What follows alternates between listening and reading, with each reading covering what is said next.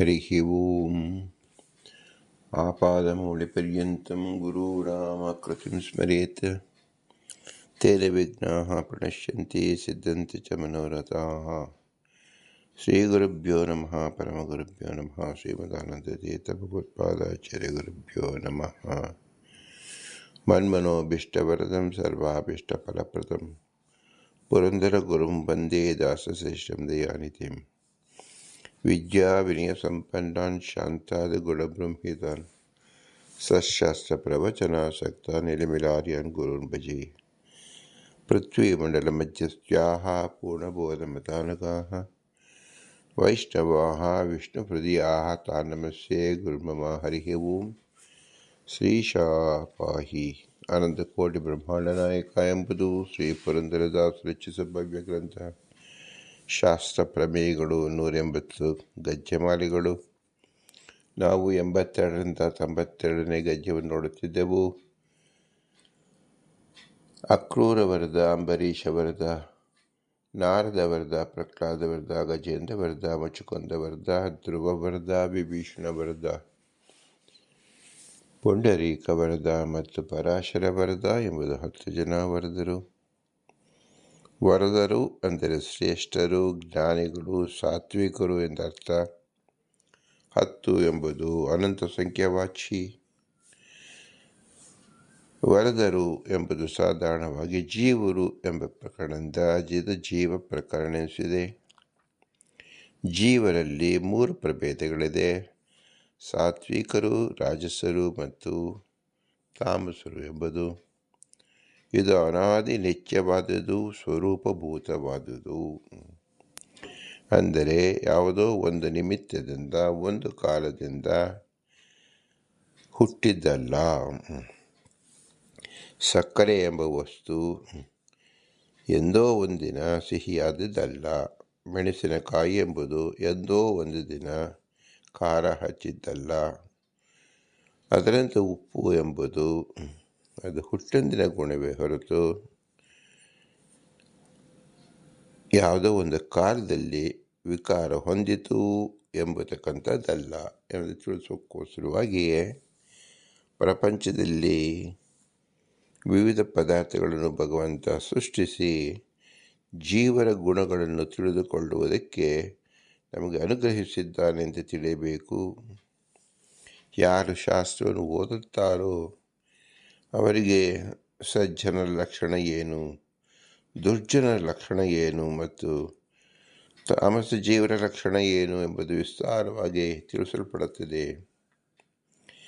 ಆದರೆ ಯಾರು ಶಾಸ್ತ್ರವನ್ನು ಓದುವುದೇ ಇಲ್ಲವೋ ಅವರಿಗೆ ದಿನಂಪ್ರತಿ ಅವರು ಉಪಯೋಗಿಸುವ ಪದಾರ್ಥಗಳಲ್ಲೇ ವೈವಿಧ್ಯಮಯ ರೂಪ, ಕ್ರಿಯೆ ಮತ್ತು ಆಕಾರವನ್ನು ಇಟ್ಟಿದ್ದರಿಂದ ಒಂದು ಪದಾರ್ಥ ಇನ್ನೊಂದು ಪದಾರ್ಥದ ಭಿನ್ನವಾಗಿದೆ ಎಂದು ತಿಳಿದುಕೊಳ್ಳಿ ಎಂಬ ಸಾಧಾರಣ ಜ್ಞಾನವನ್ನು ಪ್ರತಿಯೊಬ್ಬರೂ ಹೊಂದಲಿ ಎಂದು ಎಲ್ಲ ಪದಾರ್ಥದಲ್ಲಿಯೂ ಭಿನ್ನತೆಯನ್ನು ಭಗವಂತನು ಇಟ್ಟಿದ್ದಾನೆ. ಭಿನ್ನತೆ ಇರುವುದನ್ನು ಭಗವಂತ ತೋರಿಸುತ್ತಿದ್ದಾನೆ. ಇಟ್ಟಿದ್ದಾನೆ ಅಂದರೆ ಏನರ್ಥ ಅಂದರೆ ಭಗವಂತನ ಸಂಕಲ್ಪದಂತೆ ಎಲ್ಲವೂ ಇರುವುದು. ಅಂದರೆ ಇರುವುದು, ಆದ್ದರಿಂದ ಅದನ್ನು ಹುಟ್ಟಿಸಿದ್ದು ಒಂದು ಅರ್ಥವಲ್ಲ. ಯಾವ ಪದಾರ್ಥದ ಸ್ವರೂಪವಿದೆಯೋ ಅದನ್ನು ಅದರಂತೆ ರಕ್ಷಿಸಿದವನು ಭಗವಂತ ಎಂದು ತಿಳಿಯಬೇಕು. ಆದ್ದರಿಂದ ಯಾರು ಶಾಸ್ತ್ರವನ್ನೇ ಓದಿಲ್ಲದಿದ್ದರೂ ಸಹ ಪದಾರ್ಥದಲ್ಲಿ ವೈಗುಣ್ಯವನ್ನು ತಿಳಿಯಬಹುದು. ಶಾಸ್ತ್ರದಲ್ಲಿ ಓದುವುದರಿಂದ ಉಪಯೋಗ ಏನು ಅಂದರೆ ಸಕಲ ಜೀವರ ಸಮಷ್ಟಿಯಾಗಿಯೂ ನಾವು ತಿಳಿದುಕೊಳ್ಳಬಹುದು. ನಮ್ಮಲ್ಲಿ ಭೇದ ಎಂಬತಕ್ಕಂಥದ್ದು ನಮ್ಮ ಸ್ವರೂಪಭೂತವಾದದ್ದು. ನಾನು ಎಲ್ಲರಿಂದಲೂ ಭಿನ್ನನಾಗಿದ್ದೇನೆ ಎಂಬುದು ಸ್ಪಷ್ಟವಾದ ತಿಳಿವಳಿಕೆ ಎಲ್ಲ ಜೀವರಿಗೂ ಬರಬೇಕು. ಅವನು ಸಾತ್ವಿಕನಾಗಿರಲಿ, ರಾಜಸನಾಗಿರಲಿ ಅಥವಾ ತಾಮಸನಾಗಿರಲಿ, ಭೇದ ಎಂಬುದು ಸ್ವರೂಪಭೂತವಾದದ್ದು, ವಸ್ತು ಸ್ವರೂಪವಾದದ್ದು. ಇದನ್ನು ಅರಿಯುವುದು ಎಲ್ಲ ಜೀವರು ಮೋಕ್ಷಕ್ಕೆ ಅಂದರೆ ಮುಕ್ತಿಗೆ ಹೋಗುವಾಗ ನಿಯಮೇನ ಈ ಜ್ಞಾನ ಆಗಿರುತ್ತದೆ. ಆದರೆ ಯಾವ ಥರ ಮುಕ್ತಿ ಎಂಬುದು ಹಿಂದೆ ನಾವು ತಿಳಿದಂತೆ ಸಾತ್ವಿಕರಿಗೆ ಮೋಕ್ಷ, ರಾಜರಿಗೆ ಸಾಂತಾನಿಕ ಲೋಕ, ತಾಮಸರಿಗೆ ನಿತ್ಯ ನಿರೆಯ. ಈ ನಿರೆಯವಾಗುತ್ತಿದೆ ಎಂಬುದನ್ನು ತಾನು ಸ್ಪಷ್ಟವಾಗಿ ತಿಳಿಯುತ್ತಾನೆ. ಸಾಂತಾನಿಕ ಲೋಕ ನನಗೆ ಸಿಗುತ್ತಿದೆ ಎಂಬುದನ್ನು ತಿಳಿಯುತ್ತಾನೆ. ಅದರಂತೆ ಸಾತ್ವಿಕರು ನನಗೆ ಮೋಕ್ಷ ಸಿಗುತ್ತಿದೆ ಎಂಬುದನ್ನು ತಿಳಿಯುತ್ತಾನೆ. ಹಾಗೆ ತಿಳಿದಾಗ ರಾಜಸರಿಗೆ ಮೋಕ್ಷವಿಲ್ಲ, ತಾಮಸರಿಗೆ ಮೋಕ್ಷವಿಲ್ಲ ಎಂಬುದನ್ನು ತಿಳಿಯುತ್ತಾನೆ. ರಾಜಸರು ತನಗೆ ಮೋಕ್ಷವಿಲ್ಲ, ತನಗೆ ತಮಸ್ ಇಲ್ಲ ಎಂಬುದನ್ನು ರಾಜಸರು ತಿಳಿಯುತ್ತಾರೆ. ತಾಮಸರು ನನಗೆ ಮೋಕ್ಷವಿಲ್ಲ, ನನಗೆ ಸಾಂತಾನಿಕ ಲೋಕವಿಲ್ಲ, ನನಗೆ ನರಕವೇ ನಿರೆಯವೇ ನನಗೆ ಗತಿ ಎಂಬುದನ್ನು ಸಹ ಸಾಕ್ಷಾತ್ಕಾರ ಮಾಡಿಕೊಳ್ಳುತ್ತಾರೆ. ಇದು ಅಂತಿಮವಾದ ಫಲರೂಪವಾದದ್ದು. ಈ ಫಲರೂಪವನ್ನು ನಾವು ಹೇಗೆ ಫಲ ಸಿಗದೆ ಮೊದಲೇ ನಾವು ಹೇಳಬಹುದು ಅಂದರೆ ಅದಕ್ಕೂ ಲೋಕದಲ್ಲಿ ಉದಾಹರಣೆಯನ್ನು ಭಗವಂತ ಮಾಡಿಟ್ಟಿದ್ದಾನೆ. ಯಾವುದೇ ಒಂದು ಪದಾರ್ಥ ಸೃಷ್ಟಿಯಾಗುವಲ್ಲಿ ಅದರ ಅಂತಿಮ ಗಡುವನ್ನು ಸಹ ನಿರ್ಧಾರ ಆಗಿರುತ್ತದೆ. ಉದಾಹರಣೆಗೆ ನಾವೇ ತಯಾರಿಸಿದ ಯಾವುದೇ ಔಷಧಿಯಾಗಲಿ date of manufacturing, date of expiry ಎಂಬುದನ್ನು ನಾವು ಕಾಣುತ್ತೇವೆ.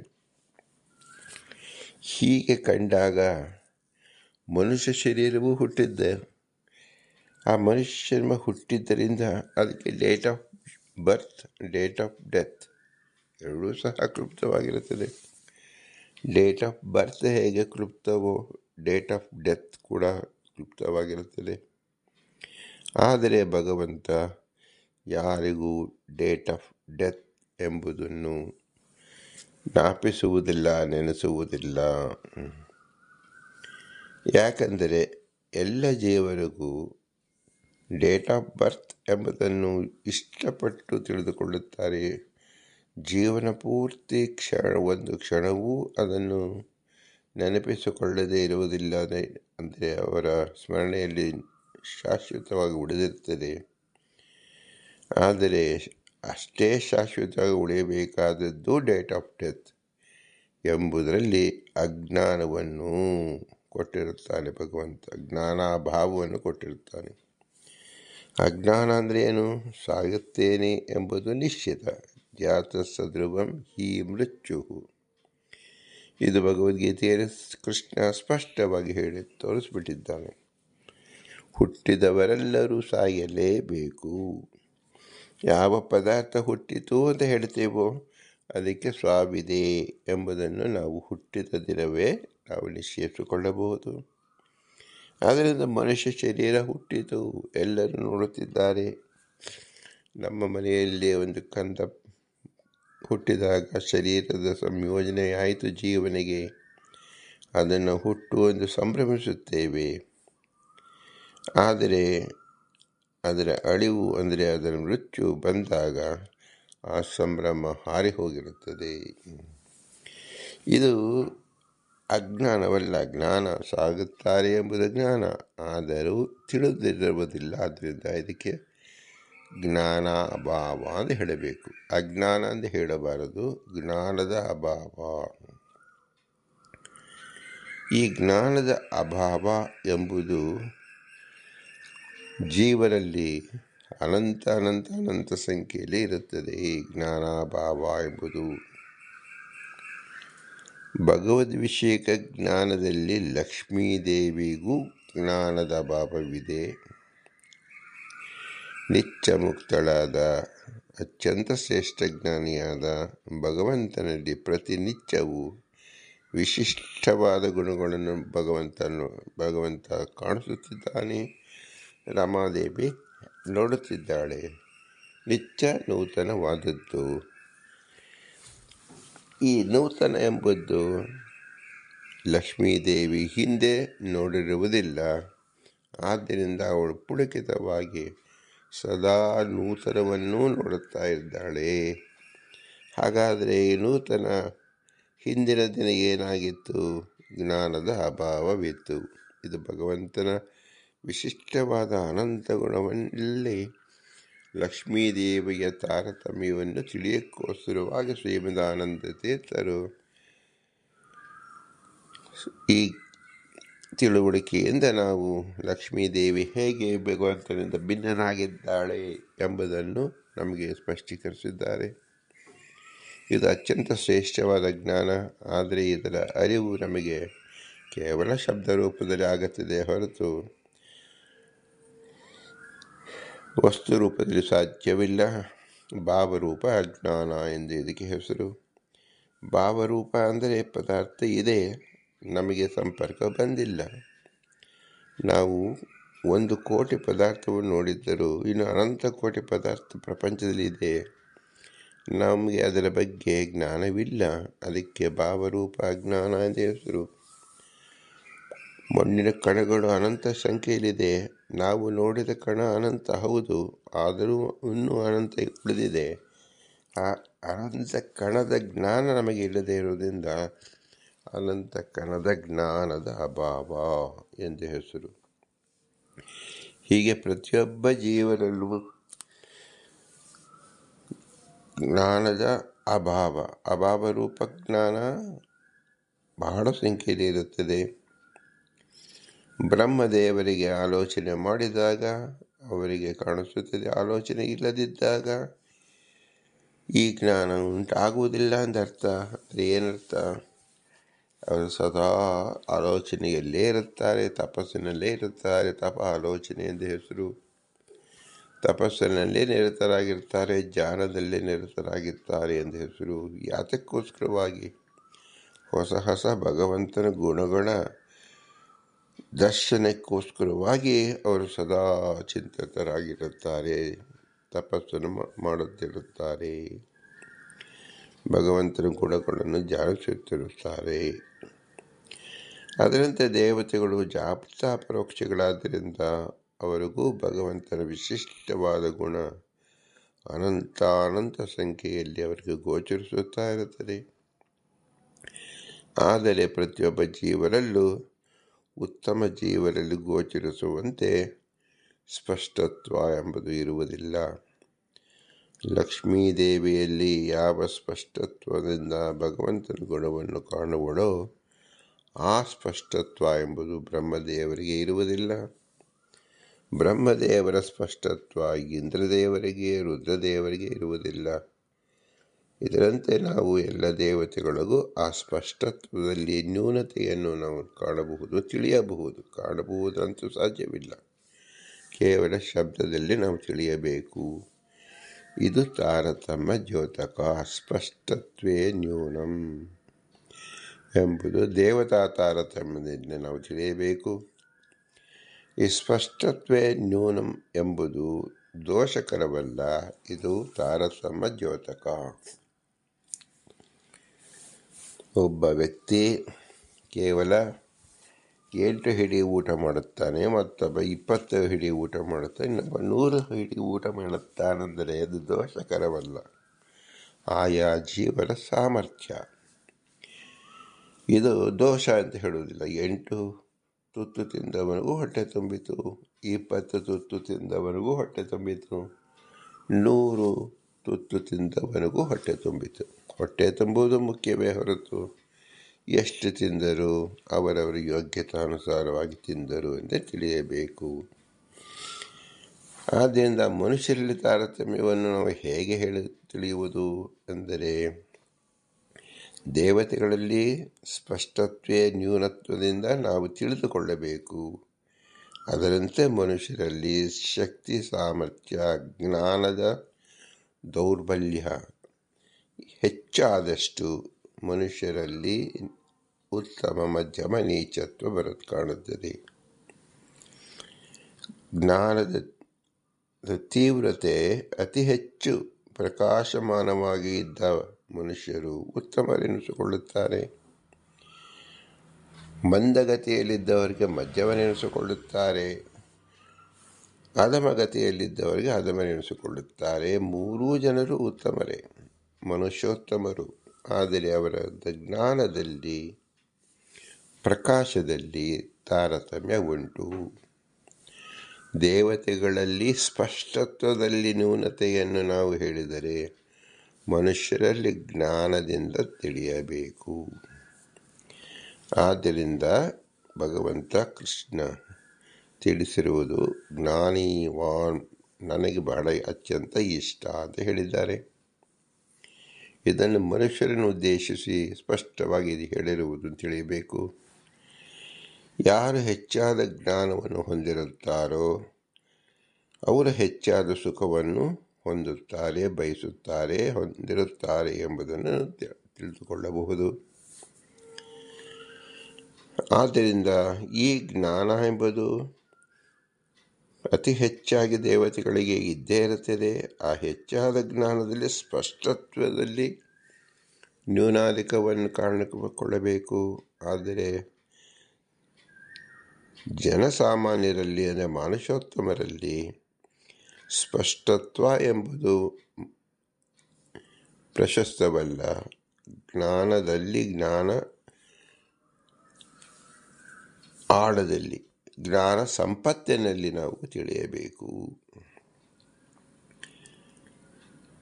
ಆದ್ದರಿಂದಲೇ ಶ್ರೀಮದಾನಂದ ತೀರ್ಥರು ಈ ಜ್ಞಾನವಂತರು ಮಾತ್ರ ಮೋಕ್ಷಕ್ಕೆ ಅರ್ಹರು ಎಂಬತಕ್ಕಂಥ ಶಬ್ದವನ್ನು ಹೇಳಿದ್ದಾರೆ. ಮಿಥ್ಯಾಜ್ಞಾನೇನ ತಮೋ ಜ್ಞಾನೇನೈವ ಪರಂಪದಂ.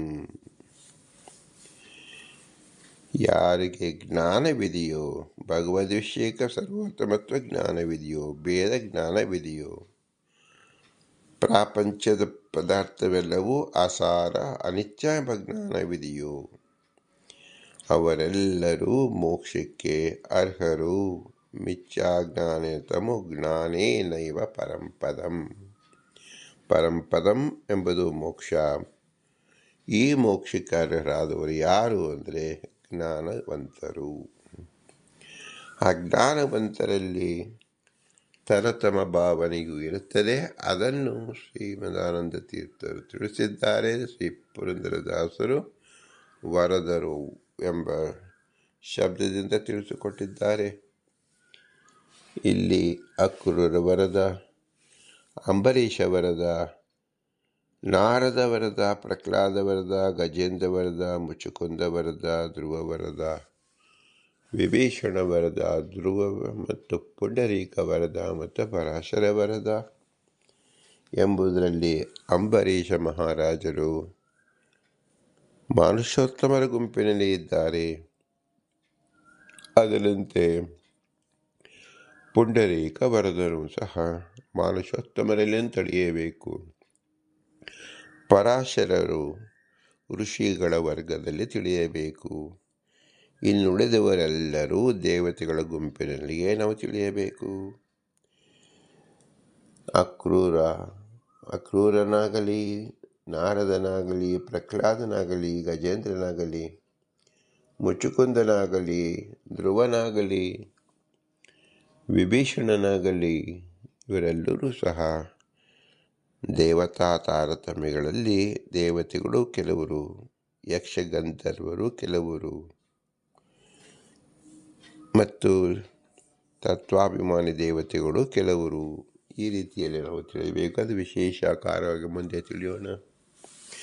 ಪ್ರಸ್ತುತ ಯಾರಿಗೆ ಜ್ಞಾನದ ಇಲ್ಲವೋ, ಜ್ಞಾನಕ್ಕೆ ವಿರೋಧವಾಗಿರುತ್ತಾರೋ ಅವರಿಗೆ ಮಿಥ್ಯಾಜ್ಞಾನೇನ ತಮೋ. ನಿನ್ನೆ ನಾವು ರಾಜಸ ಜೀವರನ್ನು ಚಿಂತಿಸಿದೆವು. ಇಂದು ನಾವು ತಮೋ ಜೀವರನ್ನು ತಿಳಿದುಕೊಳ್ಳಬೇಕು. ಯಾತಕ್ಕೋಸ್ಕರವಾಗಿ ನೀವು ತಮೋ ಜೀವರನ್ನು ತಿಳಿಸುತ್ತಿದ್ದೀರಾ ಅಂದರೆ, ಈ ಜ್ಞಾನ ಎಂಬುದು ಇತರ ವ್ಯಾವೃತ್ತತೆಯ ತಿಳಿದಕ್ಕಂಥದ್ದು ಶುದ್ಧ ಜ್ಞಾನ. 1 ಕಿಲೋ ಅಕ್ಕಿಯಲ್ಲಿ ನಾವು ಊಟ ಮಾಡಬೇಕಾದರೆ ಅಕ್ಕಿಯಲ್ಲಿ ಸೇರಿದಂಥ ಕಲ್ಲು, ಮಣ್ಣು, ಹುಳ, ಭತ್ತ ರೂಪವಾಗಿರ್ತಕ್ಕಂಥದ್ದು, ಇನ್ನು ಅನೇಕ ದುಷ್ಟ ಪದಾರ್ಥಗಳು ಸ್ವಾಭಾವಿಕವಾಗಿಯೇ ಸೇರಿಬಿಟ್ಟಿರುತ್ತೆ, ಅಥವಾ ಕೆಲವರು ಸೇರಿಸೂ ಇರುತ್ತಾರೆ. ಕಾಲಾಂತರದಲ್ಲಿ ಕೆಲವು ಅಕ್ಕಿಗಳು ಹುಳ ರೂಪದಲ್ಲಿ ಅದಕ್ಕೆ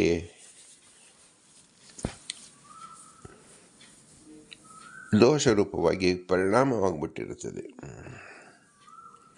ಹೆಚ್ಚಿನ ನೀರಿನ ಸಂಪರ್ಕದಿಂದ ಕೆಲವು ಅಕ್ಕಿ ತನ್ನ ಸಾರವನ್ನು ಕಳೆದುಕೊಂಡು ಬಿಟ್ಟಿರುತ್ತದೆ. ಆದ್ದರಿಂದ ನಾವು ಅಕ್ಕಿಯನ್ನು ವಿಭಾಗಿಸಬೇಕು. ನಮಗೆ ಶುದ್ಧವಾದ ಅಕ್ಕಿ ಬೇಕಾದಾಗ ಇತರ ವ್ಯಾವೃತ್ತತೆಯ ಇತರ ಅಂದರೆ ದೋಷಪೂರಿತವಾದ ಎಲ್ಲ ಪದಾರ್ಥಗಳನ್ನು ಪ್ರತ್ಯೇಕವಾಗಿಟ್ಟು ಶುದ್ಧ ಪದಾರ್ಥವನ್ನು ಮಾತ್ರ ನಾವು ಸೇವಿಸಬೇಕು.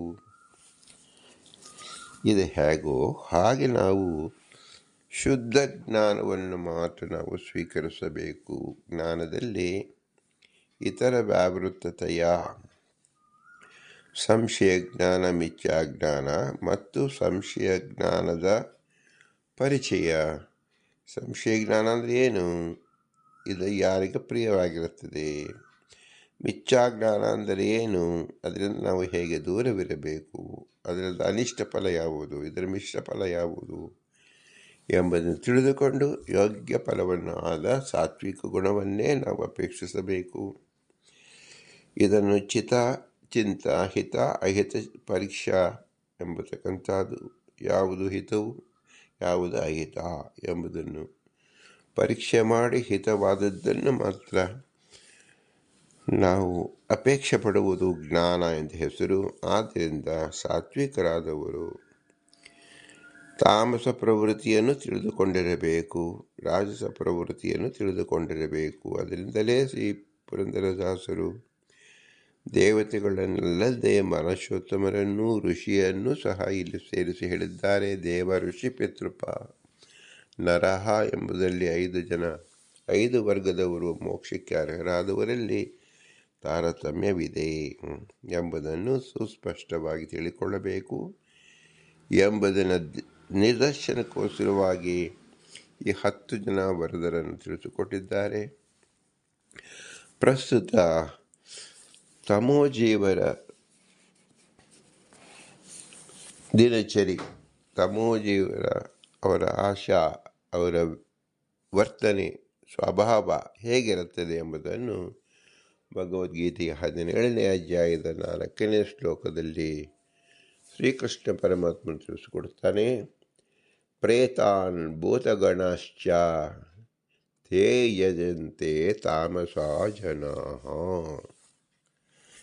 ಆಹಾರದಲ್ಲಿ ತ್ರಿವಿಧ, ಅವರು ಬದುಕಿನಲ್ಲಿ ತ್ರಿವಿಧ, ಕರ್ಮದಲ್ಲಿ ತ್ರಿವಿಧವಾದ್ದರಿಂದ ಅವರ ಗತಿಯೂ ತ್ರಿವಿಧ ಎಂಬುದನ್ನು ಶ್ರೀಕೃಷ್ಣ ಪರಮಾತ್ಮ ಸಕಲ ಜೀವರಲ್ಲೂ ಹೇಳಿದ ಮೇಲೆ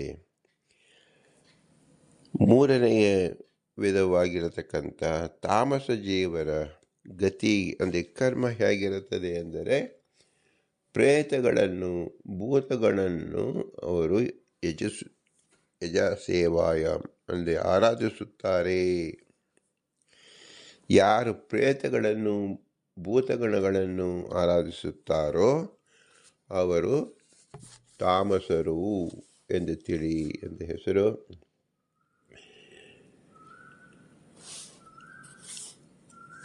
ಸಾತ್ವಿಕ ಶ್ರದ್ಧಾ ಯಜಂತ ಇತ್ಯಾದಿ ವಿಭತ್ಯಾಹ ಯಜಂತೆ ಇತ್ಯಾದಿನ. ಸಾತ್ವಿಕ ಶ್ರದ್ಧೆಯುಳ್ಳವರನ್ನು ತಿಳಿಸಿದ ನಂತರ ಶ್ರೀಮದಾನಂದ ತೀರ್ಥರು ತಾಮಸ ಜೀವರನ್ನು ತಿಳಿಸುತ್ತಾರೆ. ಅಶಾಸ್ತ್ರವಿಹಿತಂ ಘೋರಂ ತಪ್ತೇ ಯೇ ತಪೋ ಜನಾಃ ದಂಭಾಹಂಕಾರ ಸಂಯುಕ್ತಃ ಕಾಮರೋಗ ಬಲಾನ್ವಿತಾಃ ಕರ್ಷಯಂತ ಶರೀರಸ್ಥಂ ಭೂತಗ್ರಾಮಚೇತಸಃ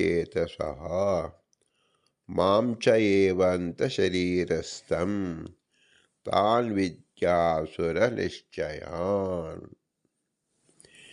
ಈ 10-12 ಲಕ್ಷಣಗಳಿಂದ ಇಡೀ ತಾಮಸ ಜೀವನನ್ನು ಸೆರೆ ಹಿಡಿದು ತೋರಿಸುತ್ತಿದ್ದಾರೆ. ಈ 12 ಗುಣಗಳು ಯಾರಲ್ಲಿ ಆವರಿಸಿಕೊಂಡಿರುತ್ತದೋ, ಯಾರಿಗೆ ಪ್ರಿಯವಾಗಿರುತ್ತದೋ ಇವರೇ ತಾಮಸ ಜೀವರು ಎಂದು ತಿಳಿ ಎಂದು ಅರ್ಜುನನಿಗೆ ಬೋಧಿಸುವುದರ ಮೂಲಕ ವೇದವ್ಯಾಸರು ಸಕಲ ಜೀವರಿಗೂ ತಿಳಿಸುತ್ತಾ ಇದ್ದಾರೆ. ಅವರ ಜೀವನದಲ್ಲಿ ಅವರು ಎಲ್ಲೇ ಹುಟ್ಟಲಿ, ಏನೇ ಮಾಡಲಿ, ಅವರಲ್ಲಿರತಕ್ಕಂಥದ್ದು ಯಾವುದು? ಡಾಂಬಿಕತನ.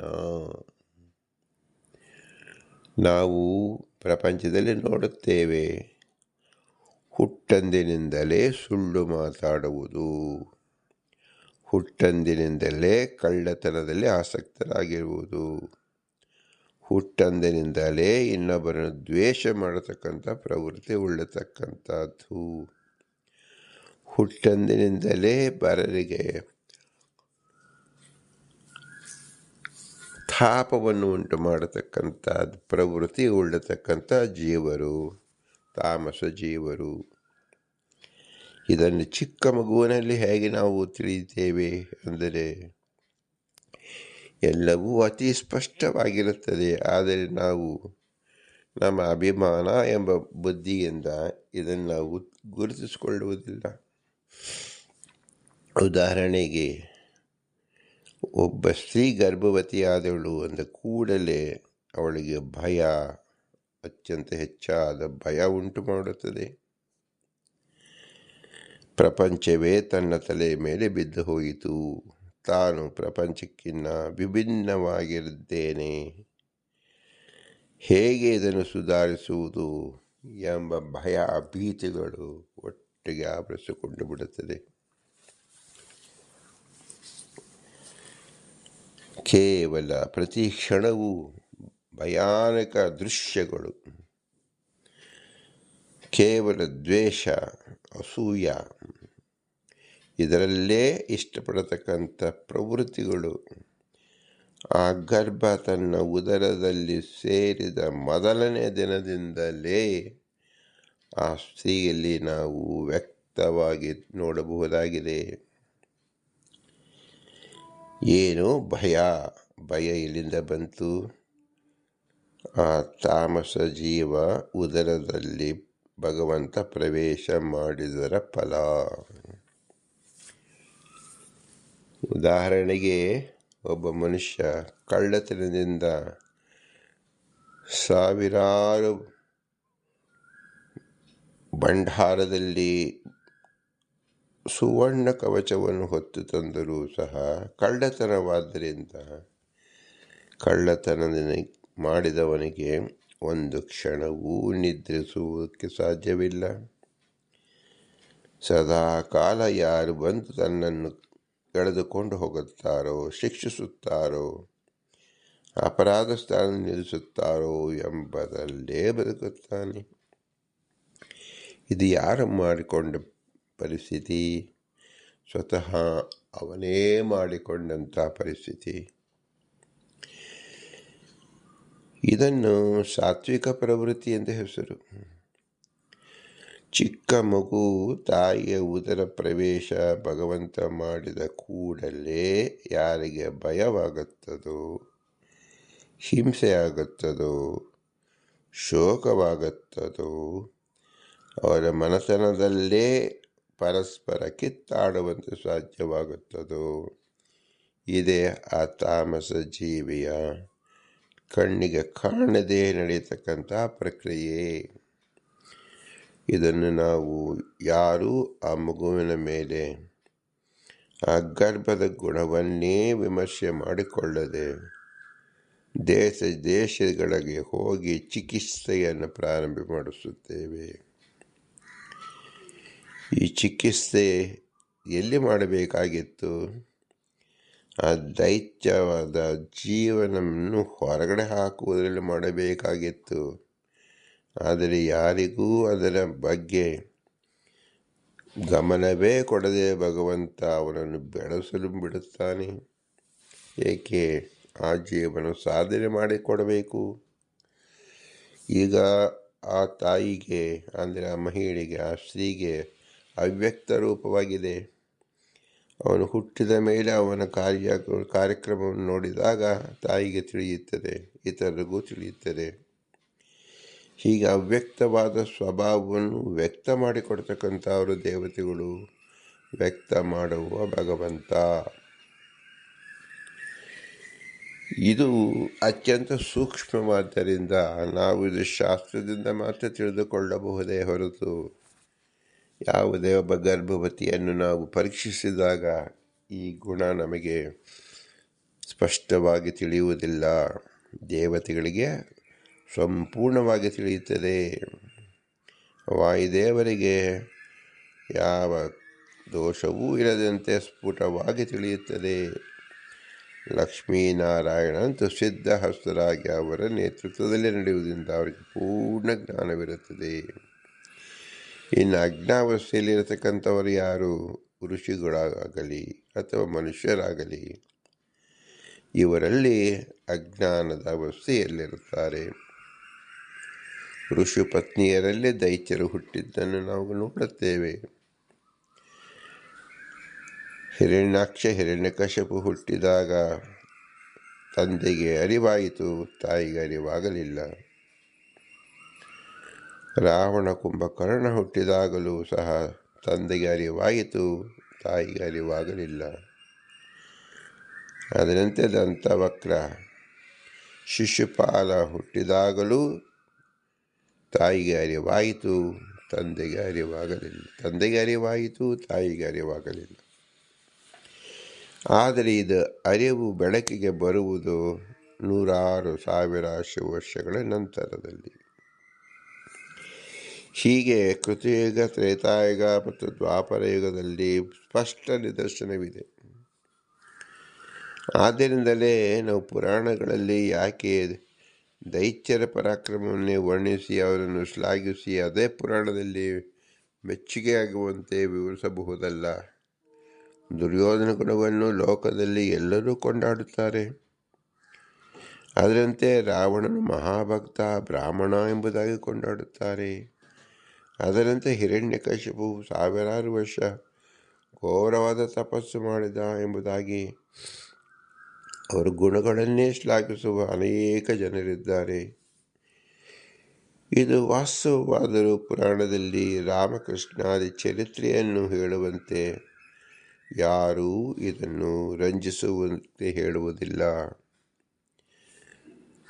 ವೇದ, ಇತಿಹಾಸ, ಪುರಾಣಗಳಲ್ಲಿ ಎಲ್ಲ ಜೀವರ ಕ್ರಮವನ್ನು ವೇದವ್ಯಾಸರು ತಿಳಿಸಿದರೂ ಸಹ ಎಲ್ಲಿಯೂ ಸಹ ರಾಜಸ ತಾಮಸರ ಗುಣವನ್ನು ಅತಿ ವಿಜೃಂಭಣೆಯಿಂದ ತಿಳಿಸಬೇಕು ಎಂಬುದನ್ನು ಹೇಳಿಲ್ಲ. ಏಕೆಂದರೆ ಅದರ ಫಲ ಅನಿಷ್ಟ ರೂಪವಾಗಿರುತ್ತದೆ, ದುಃಖ ರೂಪವಾಗಿರುತ್ತದೆ, ಭಯಂಕರ ರೂಪವಾಗಿರುತ್ತದೆ, ತಮೋ ರೂಪವಾಗಿರುತ್ತದೆ.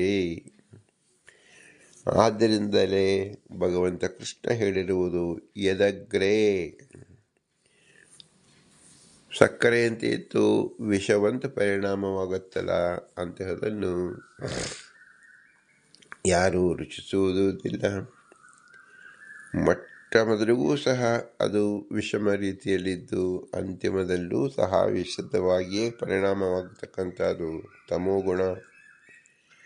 ಇದು ನಾವು ಸರಿಯಾಗಿ ಅರ್ಥ ಮಾಡಿಕೊಳ್ಳದೆ ಅವರಲ್ಲಿರುವ ಪರಾಕ್ರಮವೂ ಸಾತ್ವಿಕ ಪರಾಕ್ರಮಕ್ಕೆ ನಾವು ಹೋಲಿಸಿ ನೋಡುತ್ತೇವೆ.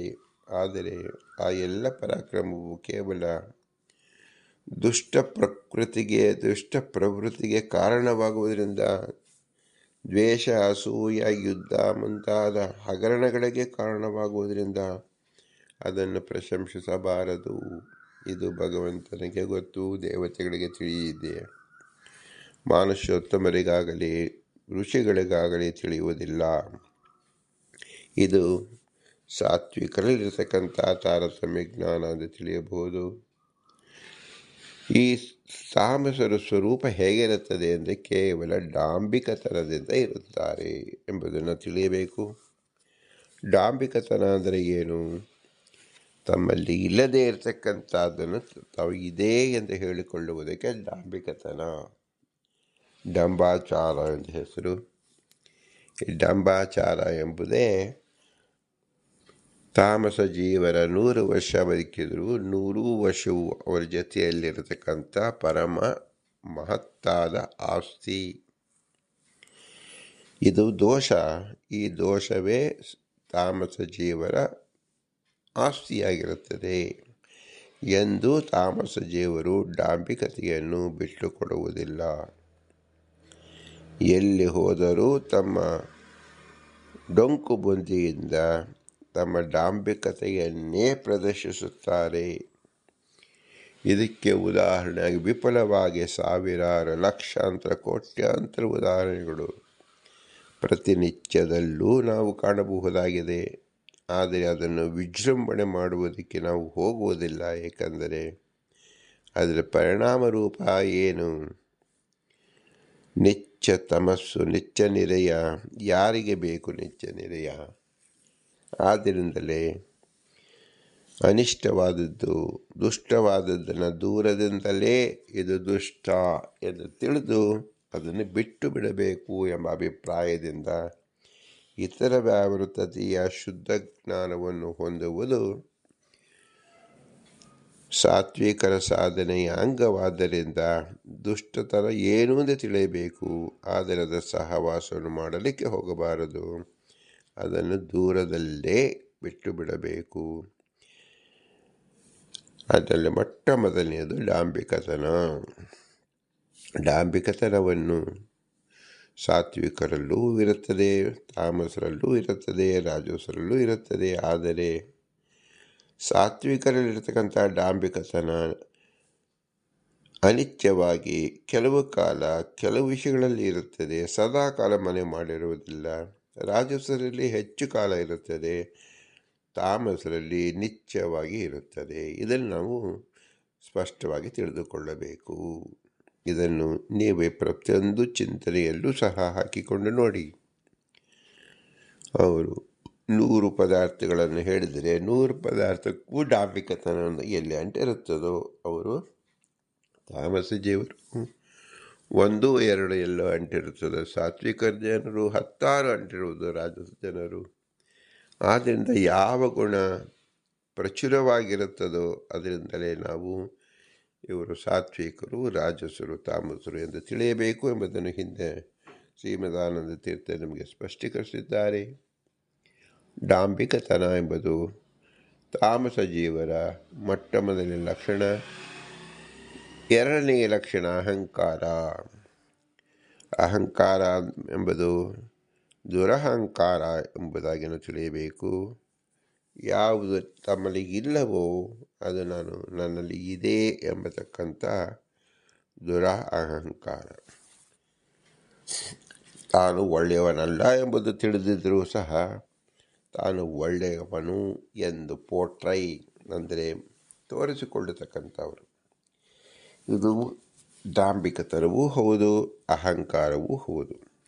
ಡಾಂಬಿಕತನ ಎಂಬುದು ಬೀಜ ರೂಪ, ಅಹಂಕಾರ ಎಂಬುದು ಮೊಳಕೆ ಒಡೆದ ಮೇಲೆ ಅದರ ರೂಪ ಕಾಣತಕ್ಕಂಥದ್ದು.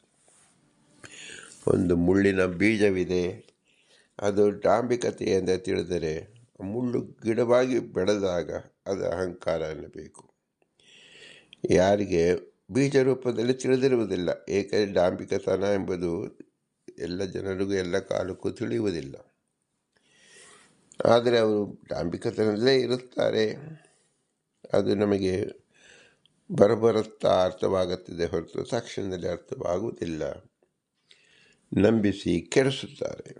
ಆದರೆ ಅಹಂಕಾರ ಒಂದು ರೂಪ ಬಂದಾಗ ಇದು ಮುಳ್ಳಿನ ಗಿಡ, ಇದು ವಿಷ ಎಂಬುದು ಗೋಚರಿಸುತ್ತದೆ.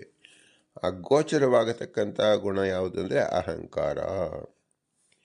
ಡಾಂಬಿಕತನ ಮತ್ತು ಅಹಂಕಾರ ಇದು ಯಾವ ಜೀವರಲ್ಲಿ ಜನರಲ್ಲಿ ಇರುತ್ತದೋ ಅವರು ತಾಮಸ ಜೀವರು. ಆಸೆ, ಆಸಕ್ತಿ, ಆಗ್ರಹಗಳಿಂದ ಕೂಡಿದವರು. ಆಸೆ ಅಂದರೆ ದುರಾಸೆ. ಯಾವುದನ್ನು ಅಪೇಕ್ಷೆ ಪಡಬಾರದೋ ಅದನ್ನೇ ಅಪೇಕ್ಷೆ ಪಡುವುದು. ಆಸೆ ಸಹಜವಾಗಿದ್ದರೆ ದೋಷಕರವಲ್ಲ. ಆದರೆ ಕಂಡಿದ್ದೆಲ್ಲವೂ ತನಗೆ ಬೇಕು, ಕಂಡಿದ್ದೆಲ್ಲವೂ ಪರರಲ್ಲಿರತಕ್ಕಂಥ ಸ್ವತ್ತು ನನ್ನದಾಗಬೇಕು. ಎಲ್ಲ ಪದಾರ್ಥದಲ್ಲೂ ಇವರು ಕಣ್ಣನ್ನು ಹಾಯಿಸುತ್ತಾರೆ, ಕೈಯೆಂದು ಸ್ಪರ್ಶಿಸುತ್ತಾರೆ, ಮನಸ್ಸಲ್ಲಿ ತುಂಬಿಸಿಕೊಳ್ಳುತ್ತಾರೆ. ಇದು ಕೆಟ್ಟತನ. ಯಾವುದೋ ವಿಶಿಷ್ಟವಾದ ಪದಾರ್ಥವಿರುತ್ತದೆ, ಅದರ ವಿಚಾರವನ್ನು ತಿಳಿದುಕೊಳ್ಳುವುದು, ಅದನ್ನು ನೋಡಬೇಕು ಎಂಬುದು ಆಸೆ, ಯೋಗ್ಯತರ. ಆದರೆ ನೋಡಿದ ಕೂಡಲೇ ಅದನ್ನು ತನ್ನದಾಗಿ ಮಾಡಿಕೊಳ್ಳಬೇಕು ಎಂಬತಕ್ಕಂತಹದ್ದು ದುಷ್ಟ ಆಸೆ. ಇದು ತಾಮಸರ ಸ್ವರೂಪ. ತಾಮಸರು ಎಲ್ಲವನ್ನೂ ತಮ್ಮದೇ ಮಾಡಿಕೊಳ್ಳಬೇಕು, ತಮ್ಮದೇ ಆಗಿರಬೇಕು, ತಮ್ಮದೇ ಹೆಸರು ಹೇಳಬೇಕು ಎಂಬುದು. ಇಲ್ಲಿ ಡಾಂಬಿಕತನ ಮತ್ತು ಅಹಂಕಾರ ಮತ್ತು ಆಸೆ ಇದೆಲ್ಲವೂ ಸಹ ಜೊತೆಯಲ್ಲಿಯೇ ಮನೆ ಮಾಡಿಕೊಂಡು ಅದು ಗಟ್ಟಿ ಮಾಡುತ್ತದೆ. ಆಸೆ ನಂತರ ಆಸೆಯ ಆಸಕ್ತಿ ಸದಾಕಾಲ ದುಷ್ಟ ಪ್ರವೃತ್ತಿಯಲ್ಲೇ ಆಸಕ್ತಿ ಹೊಂದಿರುವುದು. ದುಷ್ಟ ಪ್ರವೃತ್ತಿ ಅಂದರೆ ಏನು? ಹಿಂಸೆ, ಕೋಪ,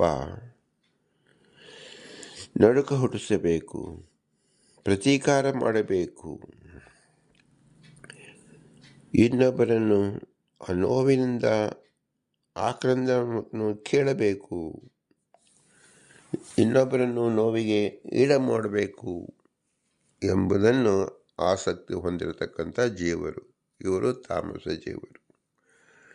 ಸುಂದರವಾದ ನಗುತ್ತಿರುವ ಒಂದು ಗಿಡವನ್ನು ಕಂಡಾಗ ತಕ್ಷಣದಲ್ಲಿ ಅವರು ಹೋಗಿ ಅದನ್ನು ಮಟುಕುಗೊಳಿಸುತ್ತಾರೆ, ಹೂವನ್ನು ಕಿತ್ತು ಬಿಡುತ್ತಾರೆ, ಗಿಡವನ್ನು ಕಿತ್ತು ಬಿಡುತ್ತಾರೆ.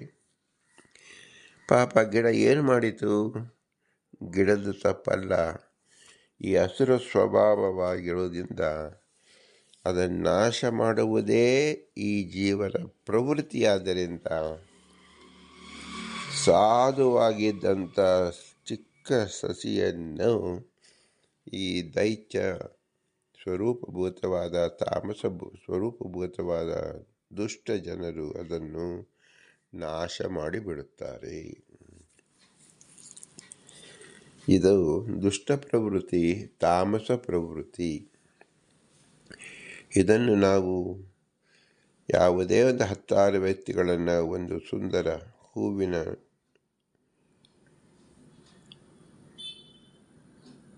ಹೂವು ಬೆಳೆಸಿರ್ತಕ್ಕಂಥ ವನದ ಏನಿದೆ, ಹೂವಿನ ವನದಲ್ಲೇನಿದೆ, ಉದ್ಯಾನವನವೇನಿದೆ, ಅಲ್ಲಿ ಬಿಟ್ಟಾಗ ಅನಾಯಾಸವಾಗಿ ಏನೂ ಕಾರಣವಿಲ್ಲದೆ ಗಿಡಗಳನ್ನು ಹಿಂಸಿಸುವ ಪ್ರವೃತ್ತಿ ಯಾರಲ್ಲಿದೆಯೋ ಅವರು ತಾಮಸರು ಎಂದು ತಿಳಿಯಬೇಕು. ಅದನ್ನು ಇದ್ದಲ್ಲಿಯೇ ಕೇವಲ ಅದರ ಪ್ರಕೃತಿಯನ್ನು ಅನುಭವಿಸಲು ರಾಜಸರು, ಅದರಲ್ಲಿ ಭಗವಂತನ ವಿಶೇಷವಾದ ರೂಪವನ್ನು ಕಂಡು ಆನಂದಿಸುವರು ಸಾತ್ವಿಕರು. ಯಾವುದೇ ಉದ್ಯಾನವನದಲ್ಲಿ ಸಾವಿರಾರು ರೂಪಗಳಲ್ಲಿ ಹೂವುಗಳಿದ್ದಾಗ ಅದು 1000 ರೂಪದ ಭಗವಂತನ ರೂಪಗಳು ಎಂದ ವಿಶ್ವೋಪಾಸನೆ ಮಾಡಿ ವಿಷ್ಣು ಸಹಸ್ರನಾಮದಂತೆ ಒಂದೊಂದು ಹೆಸರನ್ನು ಆ ಹೂವಿನಲ್ಲಿ ಕಾಣಬಹುದಾಗಿದೆ. ವಿಷ್ಣು ಸಹಸ್ರನಾಮದ ವಿಜಯಲಶಿಕೇಶನ್ ಅಂದರೆ ಏನು? ವಿಜುಯಲ್ ಅಂದರೆ ಪ್ರತ್ಯಕ್ಷವಾಗಿ ಕಾಣುವ ಬಗೆಯಾಗಿದೆ. ಆದ್ದರಿಂದಲೇ ಅಲ್ಲಿನ ಹೆಸರುಗಳು, ಗುಣಗಳು ಬೇರೆ ಬೇರೆಯಾಗಿ ನಮಗೆ ಕಂಡು ಬರುತ್ತದೆ. ವಿಷ್ಣುವಿನ ಬೇರೆ ಬೇರೆ ನಾಮಗಳು ವಿಷ್ಣುವಿನನ್ನೇ ಹೇಗೆ ಹೇಳುತ್ತದೆ ಎಂಬುದನ್ನು ತಿಳಿದುಕೊಂಡಂತೆ ಉದ್ಯಾನವನದಲ್ಲಿರತಕ್ಕಂಥ ಪುಷ್ಪವಾಗಲಿ, ಸಸ್ಯವಾಗಲಿ, ಫಲವಾಗಲಿ ಎಲ್ಲವನ್ನು ನಾವು ವಿಷ್ಣುವಿನ ವ್ಯಾಪ್ತಿಯನ್ನು ನೋಡಬಹುದು, ವಿಷ್ಣುವಿನ ಆಕಾರವನ್ನು ಕಂಡುಕೊಳ್ಳಬಹುದು. ಇದರಲ್ಲಿ ವಿಷ್ಣುವಿನಿದ್ದಾನೆ, ಈ ರೂಪದಲ್ಲಿ ಕಂಗೊಳಿಸುತ್ತಿದ್ದಾನೆ, ಇವನಿಗೆ ನಮೋ ನಮೋ ನಮೋ ನಮೋ ನಮೋ ನಮೋ ಎಂದು ಹೇಳಿ ಸಾವಿರಾರು ಬಾರಿ ಪ್ರತಿರೂಪಕ್ಕೆ ಶಿರಸಾಷ್ಟಾಂಗ ನಮಸ್ಕಾರ ಮಾಡಬಹುದು. ಇದು ಸಾತ್ವಿಕ ಪ್ರವೃತ್ತಿ ಇದ್ದವನಿಗೆ. ಅತ್ಯಂತ ರಮ್ಯವಾಗಿದೆ, ಮನೋಹರವಾಗಿದೆ, ಉಲ್ಲಾಸಕರವಾಗಿದೆ ಎಂಬುದು ರಾಜಸರು ಪ್ರಕೃತಿಯ ಆನಂದವನ್ನು ಸವಿಯುತ್ತಾರೆ. ಅವರ ಮನಸ್ಸು ಹಗೂರ ಮಾಡಿಕೊಳ್ಳುತ್ತಾರೆ. ಅಂದರೆ ಅವರು ಸದಾ ಕಾಲ ಆಸೆಯಲ್ಲೇ ಪೂರಿತರಾಗಿರುತ್ತಾರೆ ರಾಜಸರು. ಆದ್ದರಿಂದ ಅವರು ದ್ವೇಷಿಸುವುದಿಲ್ಲ ಹಾಗೂ ಪೂಜಿಸುವುದೂ ಇಲ್ಲ, ಕೇವಲ ರಮಿಸುತ್ತಾರೆ, ಇಷ್ಟಪಡುತ್ತಾರೆ. ಆ ಇಷ್ಟದಿಂದ ಅವರು ಸುಖವನ್ನು ಹೊಂದುತ್ತಾರೆ. ಇದು ರಾಜಸರದು. ಆದರೆ ತಾಮಸನಾದವನು ಏನು ಮಾಡುತ್ತಾನೆ? ಹೋಗಿ ಆ ಹೂವನ್ನು ಕದ್ದು ಬಿಡುತ್ತಾನೆ, ಆ ಹೂವಿನ ಕೊಂಬೆಯನ್ನು ಮುರಿದು ಬಿಡುತ್ತಾನೆ, ಆ ಹೂವಿನ ಗಿಡವನ್ನೇ ಕಿತ್ತು ಬಿಡುತ್ತಾನೆ. ಬೇಕಂತಲೇ ಹೋಗಿ ಆ ಕೊಂಬದ ಬುಡವನ್ನೇ ಸ್ಥಾನಪಲ್ಲಟ ಮಾಡುವುದು, ಬೇಕಂತಲೇ ಬೆಳೆಯುವ ಮೊಗ್ಗನ್ನೇ ಕಿವುಚಿ ಹಾಕಿಬಿಡುವುದು, ಬೇಕಂತಲೇ ಎಲ್ಲ ಹೂವುಗಳೇನಿದೆ ಇನ್ನೊಬ್ಬರು ನೋಡೋದಕ್ಕೆ ಮುಂಚಿತವಾಗಿ ಅದರ ಕಿತ್ತು ತನ್ನಲ್ಲಿ ತನ್ನ ಕಿಸೆಯಲ್ಲೋ ತನ್ನ ಮುಡಿಯಲ್ಲೋ ಇಟ್ಟುಕೊಂಡು ಬಿಡುವುದು. ಸ್ತ್ರೀಯರಾದರೆ ಮುಡಿಯಲ್ಲಿ ಇಡುತ್ತಾರೆ, ಪುರುಷರಾದರೆ ಕಿಸೆಯಲ್ಲಿ ಹಾಕಿಕೊಳ್ಳುತ್ತಾರೆ. ಇಷ್ಟೇ ವ್ಯತ್ಯಾಸ. ಮಕ್ಕಳಾದರೆ ಕಿತ್ತು ಅಲ್ಲೇ ಬಿಸಾಕುತ್ತಾರೆ. ಮುದುಕರಾಗಿದ್ದರೆ ಅದನ್ನು ಸುಮ್ಮನೆ ವಾಸನೆ ನೋಡಿ ಮತ್ತೆ ಬಿಸಾಕುತ್ತಾರೆ. ಹೀಗೆ ತಾಮಸ ಜೀವರು ಮಕ್ಕಳಾಗಿದ್ದರೂ ದುಷ್ಟ ಪ್ರವೃತ್ತಿ, ಹುಡುಗರಾಗಿದ್ದರೂ ದುಷ್ಟ ಪ್ರವೃತ್ತಿ, ಯುವಕರಾಗಿದ್ದರೂ ದುಷ್ಟ ಪ್ರವೃತ್ತಿ, ವೃದ್ಧರಾದರೂ ದುಷ್ಟ ಪ್ರವೃತ್ತಿಯಲ್ಲಿ ನಾವು ಕಾಣಬಹುದು. 5 ಕ್ರಮದಲ್ಲೂ ದುಷ್ಟ ಪ್ರವೃತ್ತಿಯನ್ನು ನೋಡಲು ಕೇವಲ 3 ವ್ಯಕ್ತಿಯನ್ನು ಒಂದು ಉದ್ಯಾನವನದಲ್ಲಿ ಬಿಟ್ಟರೆ ಸಾಕು. ಸಾತ್ವಿಕನಾರು, ರಾಜಸನಾರು, ತಾಮಸನಾರು ಎಂಬುದನ್ನು ಸ್ಪಷ್ಟೀಕರಣವಾಗಿಬಿಡುತ್ತದೆ. ಇದನ್ನು ನಿಮ್ಮ ಮನೆಯಲ್ಲಿರತಕ್ಕಂಥ ಉದ್ಯಾನವನದಿಂದಲೇ ನೀವು ಗುರುತಿಸಿಕೊಳ್ಳಿ, ನಿಮ್ಮನ್ನು ನೀವೇ ಗುರುತಿಸಿಕೊಳ್ಳಿ. ಭಗವಂತ ಶ್ರೀಕೃಷ್ಣ ಪರಮಾತ್ಮ ವೇದವ್ಯಾಸ ರೂಪದಲ್ಲಿ ತಿಳಿಸಿಕೊಟ್ಟಿದ್ದಾನೆ. ಈ ಆಸೆಯಲ್ಲಿ ಆಸಕ್ತಿ ಉಳ್ಳತಕ್ಕಂಥವರು ತಮೋಜೀವರು. ಮುಂದೆ ಆಗ್ರಹದಿಂದ ಕೂಡಿರುತ್ತಾರೆ. ಆಗ್ರಹ ಅಂದರೆ ಏನು? ಒಂದು ಗ್ರಹದಿಂದ ಪೀಡಿತರಾದವರು ಆಗ್ರಹ ಎಂದು ಹೇಳಬಹುದು. ಇದನ್ನು ಶ್ರೀಮದಾನ್ ತೀರ್ಥರು ಗ್ರಹ ಪೀಡಿತ ಎಂಬುದನ್ನು ಸ್ಪಷ್ಟವಾಗಿ ಹೇಳಿಬಿಟ್ಟಿದ್ದಾರೆ. ಕಲಿಯುಗದ ಜನರು ಗ್ರಹ ಪೀಡಿತರು ಎಂಬುದನ್ನಾಗಿ ವಿಶೇಷವಾದ ವ್ಯಾಖ್ಯಾನ ಮಾಡಿದ್ದಾರೆ. ದುಷ್ಟಗ್ರಹ ಪೀಡಿತತ್ವಾತ್ ಎಂಬುದನ್ನು ಸ್ಪಷ್ಟವಾಗಿ ತಿಳಿಸಿರುವುದರಿಂದ ಆಗ್ರಹ ಎಂಬುದನ್ನು ನಾವು ಅಲ್ಲೂ ಅರ್ಥ ಮಾಡಬಹುದು. ಮತ್ತು ಆಗ್ರಹ ಎಂದರೆ ಎಲ್ಲದಕ್ಕೂ ತಾನೇ ಆಗಬೇಕು, ತನ್ನದಲ್ಲೇ ಆಗಬೇಕು, ತಾನೇ ಇಲ್ಲಿ ಮುಂದೆ ಇರಬೇಕು, ಬೇರೆಯವರು ಇಲ್ಲಿ ಸೇವಿಸಬಾರದು, ತಾನೇ ಇರಬೇಕು ಎಂಬತಕ್ಕಂಥ ಮನೋಬುದ್ಧಿ ಯಾರಿಗೆ ಇರುತ್ತೆ ಅದಕ್ಕೆ ಆಗ್ರಹ ಎಂದು ಹೆಸರು. ಆದ್ದರಿಂದಲೇ ಉದ್ಯಾನವನ್ನು ಪ್ರವೇಶಿಸುವ 3 ಜನರಿದ್ದರೆ ಈ ದುಷ್ಟ ಜನರ ಮನಸ್ಸಿನಲ್ಲಿ ಇಬ್ಬರು ಯಾಕೆ ಬಂದರು, ನಾವು ಮನೆ ಇರಬೇಕು ಎನಿಸಿಕೊಳ್ಳುತ್ತದೆ. ರಾಜಸ ದೇವಿ ಇಬ್ಬರಲ್ಲೂ ಇದ್ದಾಗ ಅವನಿಗೆ ಕಂಫರ್ಟ್ ಫೀಲಿಂಗ್, ನನಗೆ ಸಮಾಧಾನಕರವಾಗಿ ಜೊತೆಯಲ್ಲಿರಲಿ ಎಂದು ಅಂದುಕೊಳ್ಳುತ್ತಾನೆ. ಆದರೆ ಸಾತ್ವಿಕ ದೇವರು ಎಲ್ಲರೂ ಭಗವಂತನು ಸವಿಯಲಿ, ಇವರೂ ಸವೆದುಕೊಳ್ಳಲಿ, ಅವರೊಳಗೆ ನಾವು ಭಗವಂತನ ರೂಪವನ್ನು ಗುಣವನ್ನು ಚಿಂತಿಸಬಹುದು. ಶಬ್ದದಲ್ಲಿ ಅವರನ್ನು ಪಕ್ಕದಲ್ಲಿರ್ತಕ್ಕಂಥ ರಾಜಸ ವ್ಯಕ್ತಿಯನ್ನಾಗಲಿ ತಾಮಸ ವ್ಯಕ್ತಿಯನ್ನಾಗಲಿ ಕುರಿತು ವಿಮರ್ಶೆ ಮಾಡುತ್ತಾ ಹೋಗುತ್ತಾರೆ. ಭಗವಂತನ ಗುಣಗಳನ್ನು ವಿವರಿಸುತ್ತಾ ಹೋಗುತ್ತಾರೆ. ಆದರೆ ಅವರಿಗೆ ಅದರಲ್ಲಿ ಬೇಕಾಗಿರುವುದಿಲ್ಲ.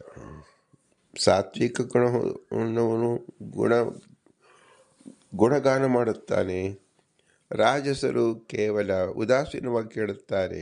ತಾಮಸರು ಅದು ಕೇಳಿಸಿಕೊಂಡರೂ ಶಬ್ದದಲ್ಲಿ ಅರ್ಥವಾಗದಲೇ ಕೇವಲ ಅವರ ಅಹಂಕಾರ, ದರ್ಪ ಇದರಲ್ಲೇ ಕೂಡಿರುತ್ತಾರೆ. ಡಾಂಬಿಕತನ, ಅಹಂಕಾರ, ಆಸೆ, ಆಸಕ್ತಿ ಮತ್ತು ಆಗ್ರಹಗಳಿಂದ ಕೂಡಿದವರಾಗಿ ಬಹು ಕಠೋರವಾದ ದುಷ್ಟಶಾಸ್ತ್ರಗಳಲ್ಲಿ ಹೇಳಿದ ತಪಸ್ಸನ್ನು ಮಾಡುವವರು. ಅಶಾಸ್ತ್ರವಿಹಿತಂ ಘೋರಂ ತಪ್ತೇಯೋ ತಪೋಜನಃ. ಹಿರಣ್ಯಕಶಿಪು ಮಾಡಿದ ತಪಸ್ಸು ದಾಖಲೆಯಾಗಿ ರೂಪವಾಗಿದೆ. 10,000 ವರ್ಷ ಕೇವಲ ತನ್ನ ಕಿರಿ ಬೆರಳ ಮೇಲೆ ತನ್ನ ಶರೀರವನ್ನು ಕೇಂದ್ರೀಕರಿಸಿ ಹಿಮಾಲಯ ಪರ್ವತ ತಪ್ಪಿಲಲ್ಲಿ ಅತ್ಯಂತ ಘೋರತಮವಾದ ಚಳಿಯಲ್ಲೂ ಸಹ ತಾನು ನಿಂತಿದ್ದನು. ಇದು ಒಂದು ಕ್ಷಣವೂ ಸಹ ಸಾತ್ವಿಕರು ನಿಲ್ಲಲು ಸಾಧ್ಯವಿಲ್ಲ. ಆದರೆ ದುಷ್ಟ ಜನರಿಗೆ ಹೇಗೆ ಸಾಧ್ಯವಾಯಿತು? ದುಷ್ಟ ಜನರು ಅಶಾಸ್ತ್ರವಿಹಿತಂ ಘೋರಂ ತಪ್ತೇ ಯೇ ತಪೋಜನ. ಅವರ ಅಹಂಕಾರ, ಅವರ ಹಠ, ಅವರ ಶಕ್ತಿ ಇದೆಲ್ಲವನ್ನು ಸೇರಿಸಿಕೊಂಡು ತಪಸ್ಸು ಮಾಡುತ್ತಾರೆ. ಅವರಿಗೆ ತಮ್ಮ ದುಷ್ಟ ಪ್ರವೃತ್ತಿಯನ್ನು ಸಾಧಿಸಬೇಕೆಂದರೆ ಎಷ್ಟೇ ಘೋರತಮವಾದರೂ ಅದನ್ನು ಸಾಧಿಸಿ ತೋರಿಸುತ್ತಾರೆ. ಹಿರಣ್ಯಕಶಿಪ ವೇದಕ್ಕೆ ಸಾಕ್ಷಿ.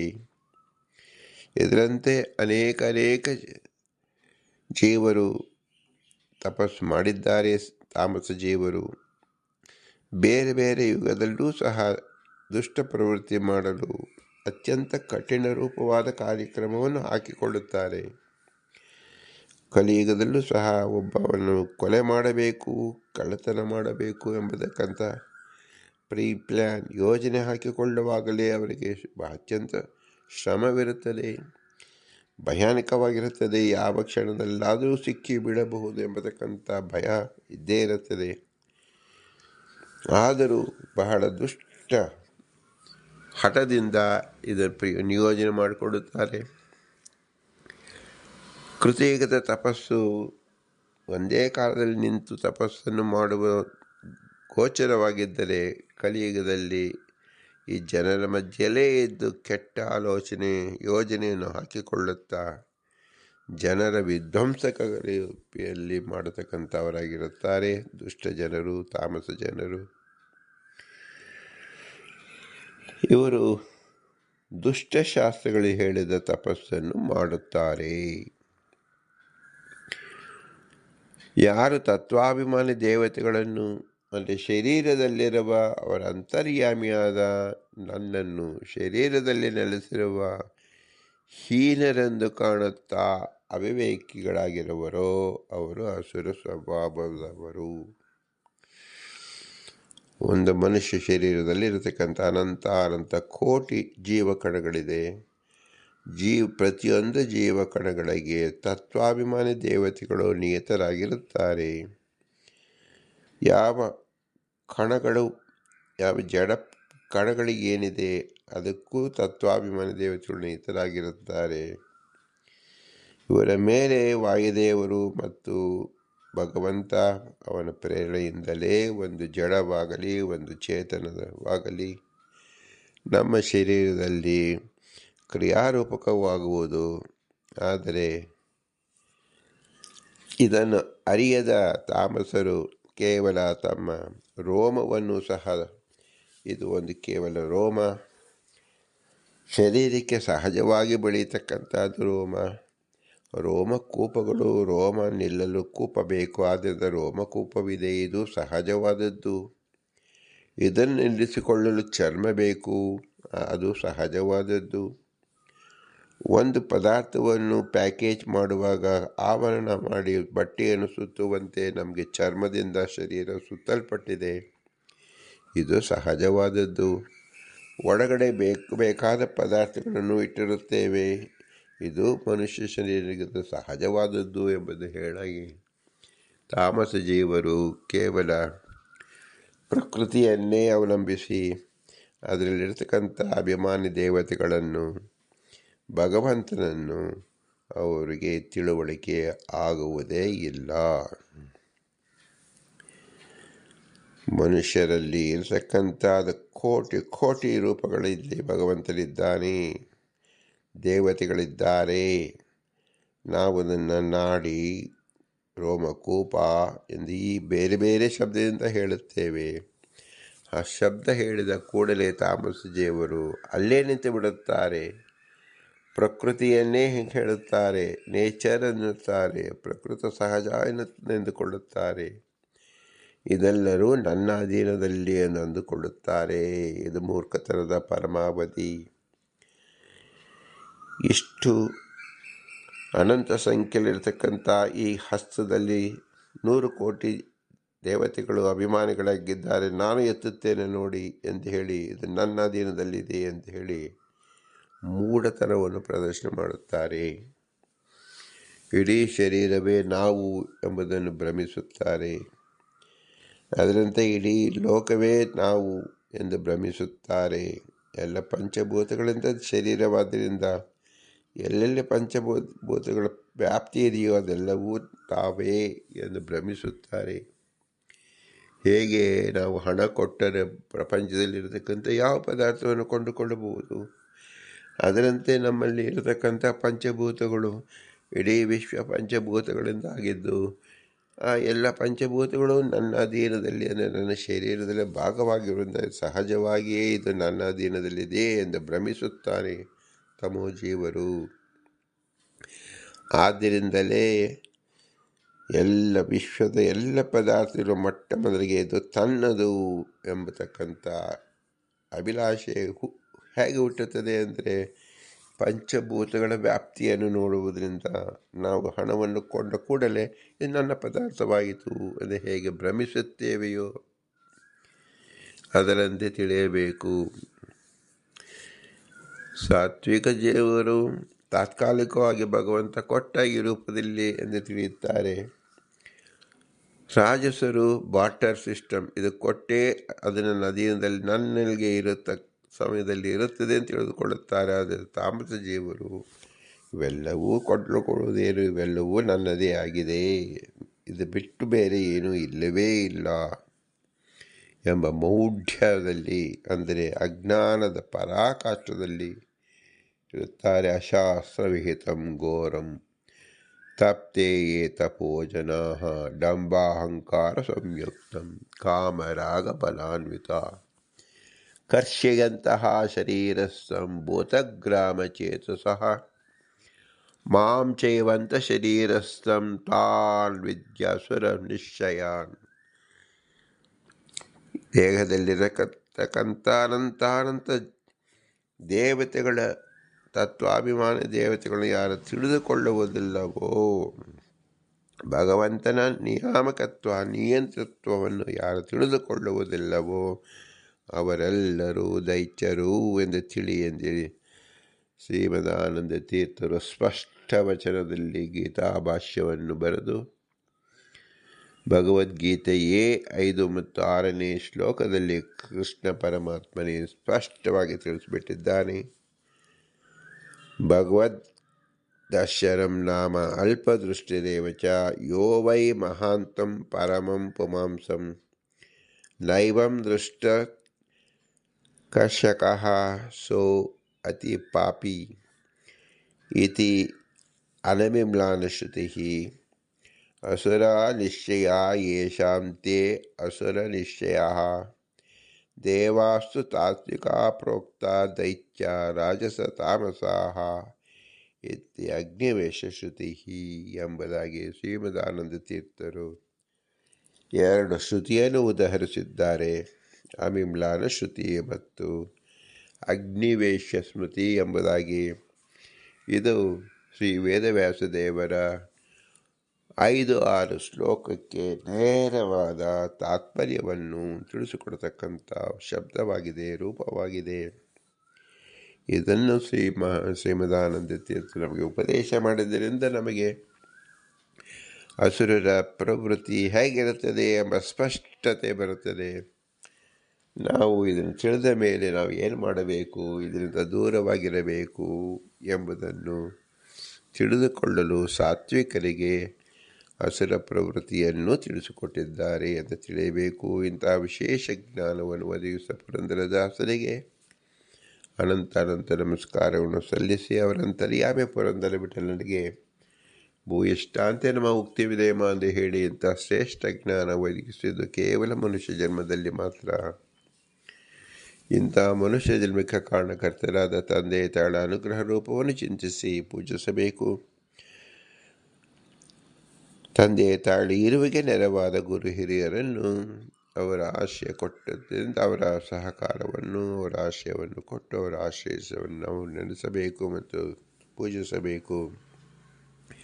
ಇವರೆಲ್ಲರೂ ಅಸ್ವತಂತ್ರರು. ಸ್ವತಂತ್ರ ಭಗವಂತ ಲಕ್ಷ್ಮೀನಾರಾಯಣ ಮಾತ್ರ ಈ ಮಧ್ಯದಲ್ಲಿ ದೇವತೆಗಳು, ಅಭಿಮಾನಿಗಳು ಅನಂತ ಸಂಖ್ಯೆಯಲ್ಲಿ ಇದ್ದು ಇವರಲ್ಲಿ ಬುದ್ಧಿಯನ್ನು ಕೊಟ್ಟಿದ್ದಾರೆ. ಅವರಿಗೆ ದೇವತೆಗಳಲ್ಲಿ ಉತ್ತಮರಾಗಿದ್ದಂಥ ದೇವೋತ್ತಮ ವಾಯುದೇವರು ಭಗವಂತನ ಆಜ್ಞಾರೂಪಕವಾಗಿ ಭಗವಂತನ ಇಚ್ಛೆಯಂತೆ ಪ್ರತಿಯೊಬ್ಬ ಜೀವರಲ್ಲಿ ಶಕ್ತಿ ರೂಪವಾಗಿ, ಪ್ರಾಣರೂಪರಾಗಿ, ಬಲ ರೂಪದಲ್ಲಿ, ಜ್ಞಾನ ರೂಪದಲ್ಲಿ ನಿಂತು ವಿಷ್ಣುವಿನ ಪಥವನ್ನು ತೋರಿಸುತ್ತಿದ್ದಾರೆ, ವಿಷ್ಣು ಮಾರ್ಗವನ್ನು ತೋರಿಸುತ್ತಿದ್ದಾರೆ.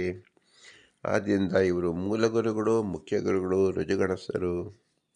ಆದರೂ ಇವರೆಲ್ಲರೂ ಅಸ್ವತಂತ್ರರು. ಸ್ವತಂತ್ರ ಭಗವಂತ ಲಕ್ಷ್ಮೀನಾರಾಯಣ ಮಾತ್ರ, ಅವನೇ ನಮ್ಮ ಬಿಂಬರೂಪ.